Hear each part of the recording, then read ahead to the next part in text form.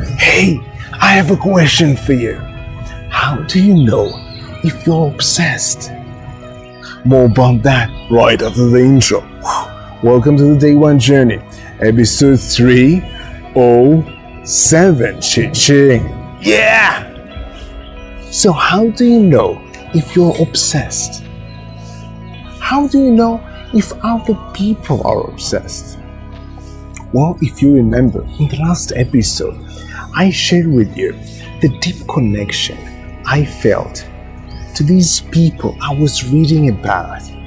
These people that were described as being obsessed. And when I dove into their story, I started thinking about myself and reflecting about myself. And their story helped me to own my obsession. Yes, to say that, yes, I'm obsessed. And my obsession is about practice. This is what I'm obsessed about.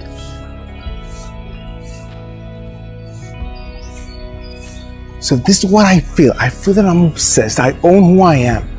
But how do I really know that I'm obsessed? What is that I'm doing that makes me obsessed? Well, one thing, people tell me that. Either people tell me that or they tell me similar things. For example, I remember many times I was in my parents' house, all the family there, it's me, my parents, my brother. Most of them were sitting in the living room. Either we were talking about the news or we were talking about, just before family dinner. And I was usually standing, not sitting. And many times I was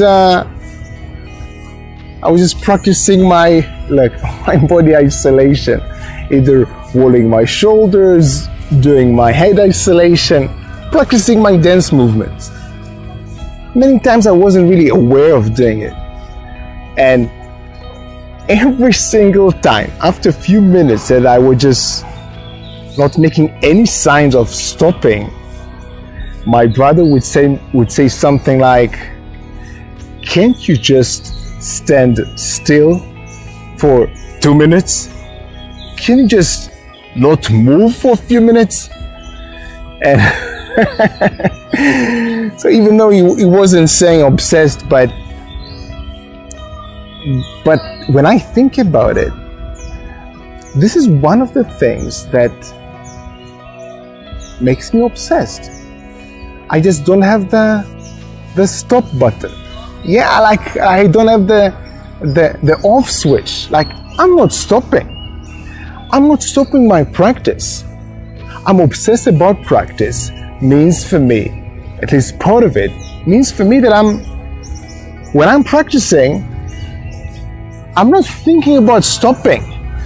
Unless someone would ask me, something would happen. For example, as I was sharing a few episodes ago, me and my friend Nir, who's also obsessed about practice, we were practicing salsa after the party. So we were dancing like 5-6 hours. Everybody went home.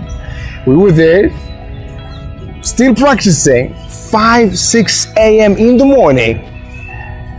And the only reason we stopped practicing was because we were kicked out.